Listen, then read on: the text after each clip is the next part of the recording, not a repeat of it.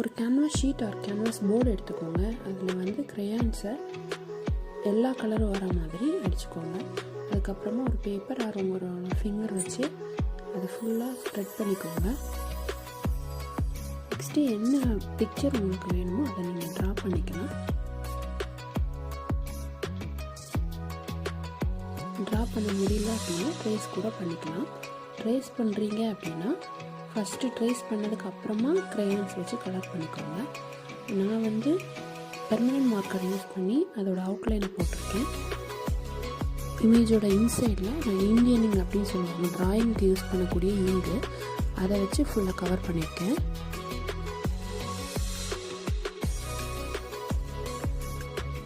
இந்த மாதிரி ஃபுல்லாக கவர் பண்ணிங்கன்னா சில்அவுட் பெயிண்டிங் ரெடி.